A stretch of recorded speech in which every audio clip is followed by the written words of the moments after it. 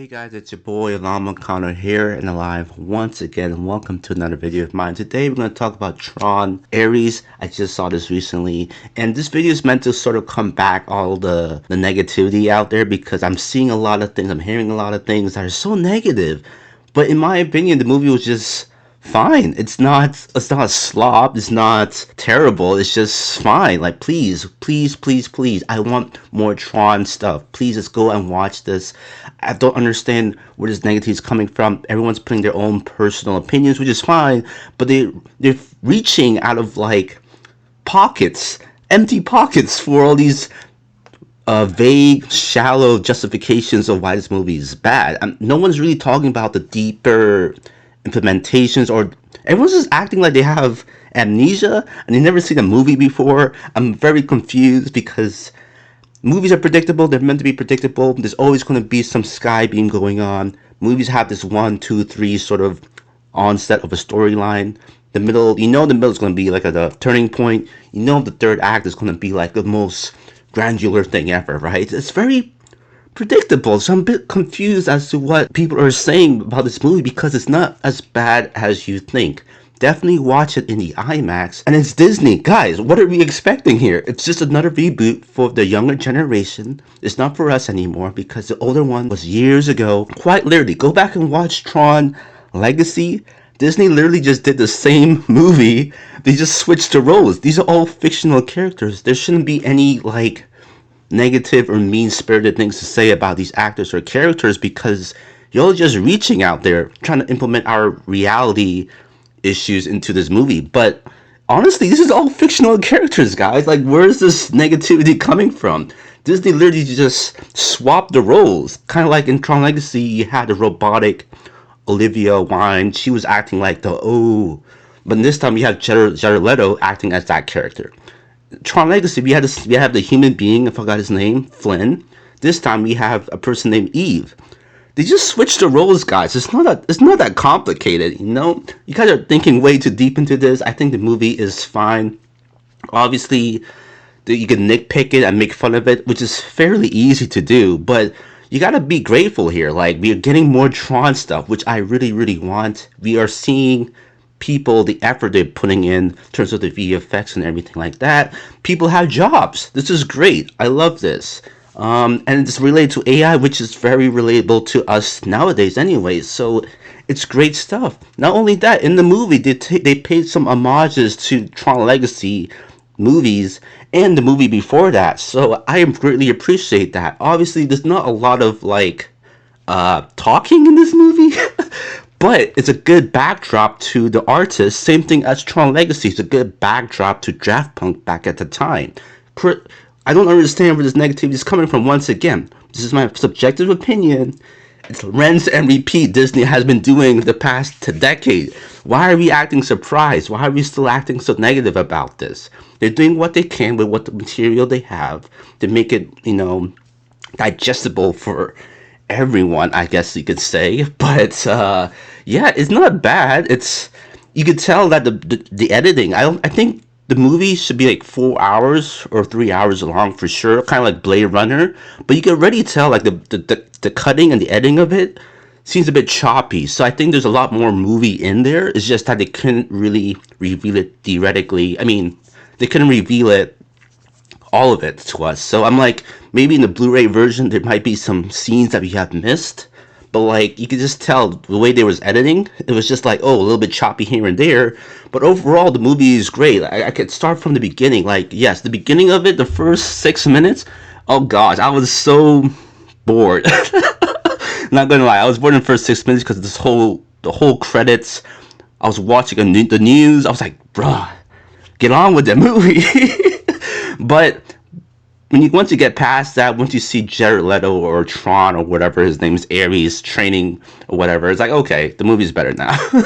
But the first 5 minutes had me like, oh god, here we go again. But again, you watch a same movie in Tron Legacy, it's literally wrapped the same way. It's very slow. You have the slow motion action, the slow motion scenes. It's all great stuff. I love it. What do you expect? The visuals are amazing too. Story-wise, it's simple. You can't go wrong with that either. Obviously, there's no deeper meaning, unfortunately. I tried to, like, analyze it, but it's kind of hard to do it because the person, what's her name, Eve? I feel like, oh, they name her specifically Eve because she is related to the branch, the tree of life. Hence why she unlocked the tree of life, permanence code, and she had an orange in her hand. I was like, oh, okay, that's some symbolism there. I like that. She is, and her partners Adam and Eve, they literally brought the tree of life to in reality, which they give it to Ares, which is another person who wanted life. So I'm like, okay, that's some good symbolism. Obviously, the name Ares is like God of War situation. Like, okay, he's meant to be destructive and all that kind of junk. So like, okay, there's slight symbolism going on. What threw me off though is what is his subordinates, Athena and all that kind of stuff. I was like, oh, isn't Athena the god of like charm or love? Maybe a bit of war, but I was a bit thrown off by that. But again, I was trying to reach for the symbolism, which I think that's what they're trying to do here. Like, oh, Eve Kim or whatever her name is. She is the bringer of life. So I was like, okay, cool. This is not a bad story, Obviously, once you finish watching this movie, you'd be like, okay, what was the whole point? I don't know. I honestly don't know. But I still like it because you could tell this is a legacy story. There's parts 2 and part 3 to come. So this is just the beginning. This is like the pilot episode in a sense, which I could forgive them for that because I love that. Not every single movie has to be a beginning, middle, end. So this is just like the beginning, the prologue of how things were starting. And then hopefully the second part 2, part 3, you have a more cohesive story going on.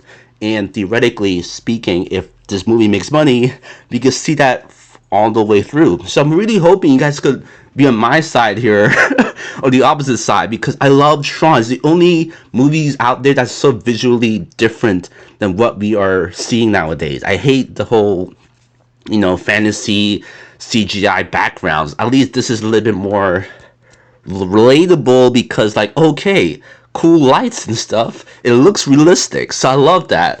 Normally you can't tell, it doesn't look realistic. At least the backdrops of this movie, the world, it looks a lot more profound and realistic, which I love. I hate these CGI monsters all the time, and you can't even see what's going on in the background. So at least in this movie, you can see what's happening a little bit here and there.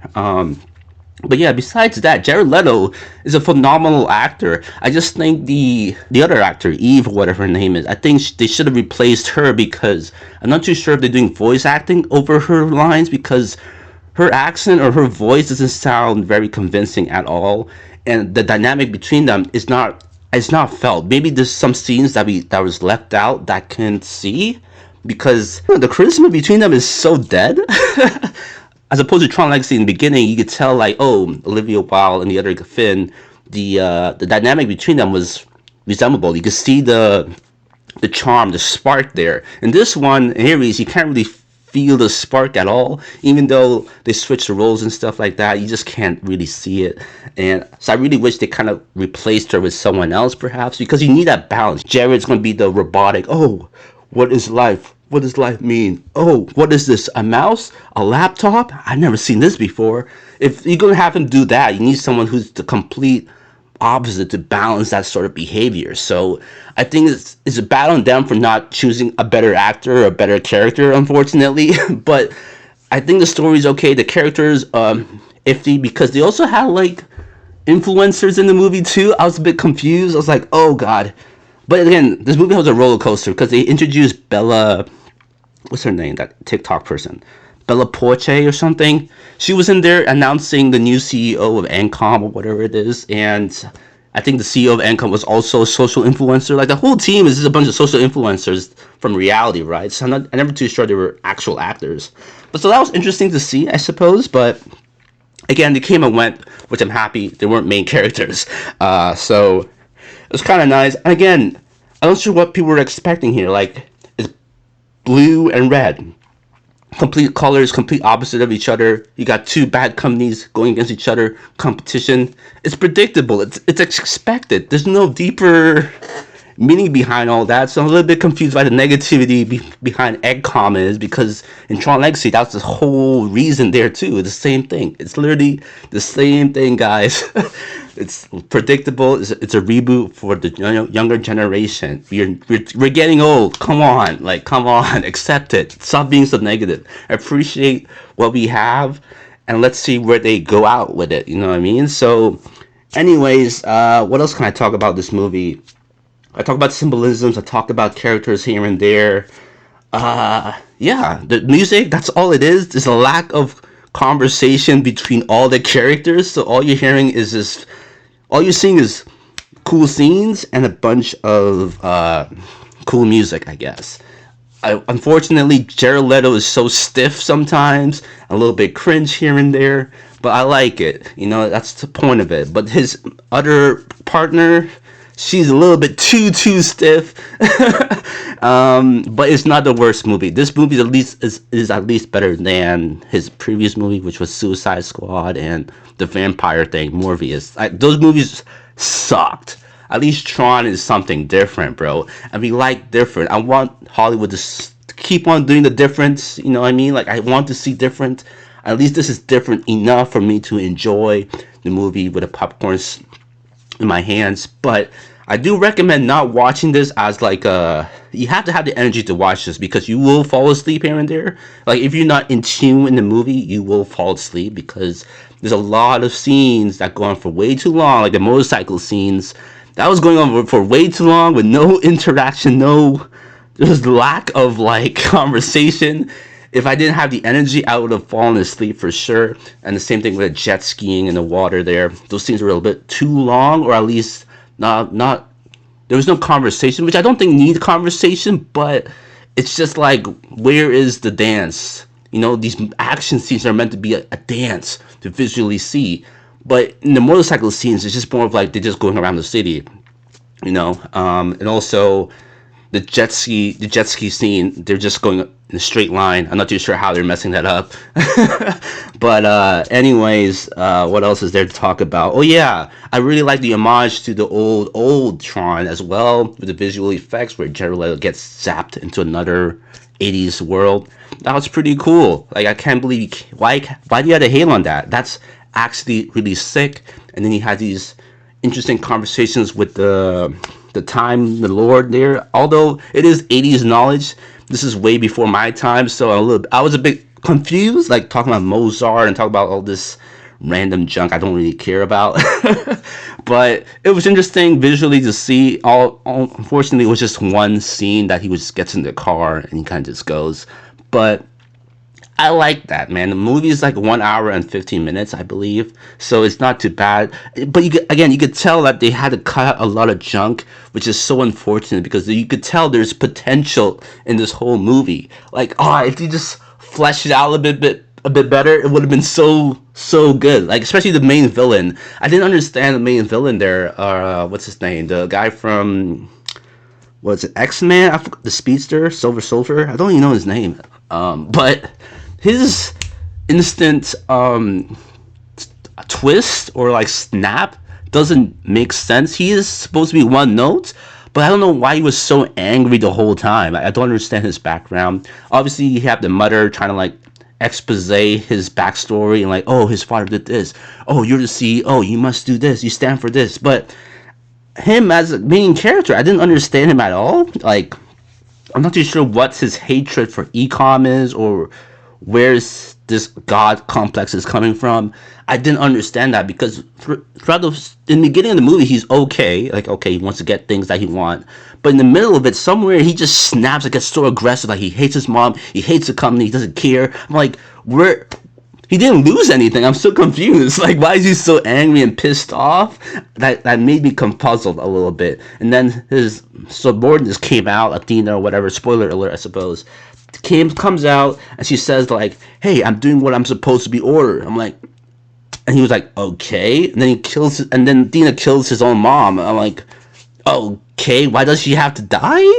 Is this meant to be a significant moment here?" I don't know. Okay, maybe maybe the more I think about it, the more I'm like confused. Again, if you remove the bad guy trope there, I think the movie is fine. I think they were the bad guy, whatever his name is. I don't know what they were trying to do.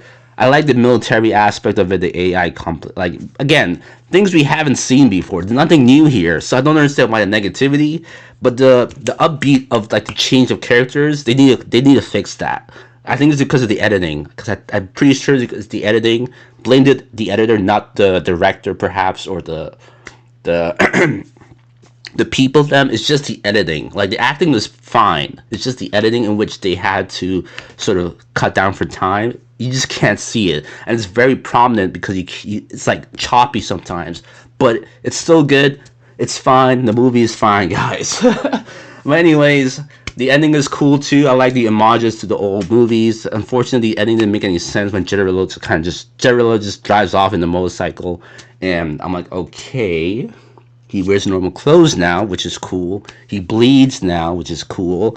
But yeah, I'm not too sure. I hope they could flesh it out a bit better. Again, I'm hoping this is just part one, so hopefully part two, part three, they could sort of emphasize more on the questioning reality and what life really means and all that kind of stuff. Kind of like the Matrix series or type of thing. Obviously, the last Matrix movie was so bad; it's almost similar to this, but Matrix was a lot worse than this, to be honest with you. But anyways, leave a like, subscribe, tell me what you guys think in the comments. I hope I'm not the only one, but this movie is completely fine. Thank you. Cheers.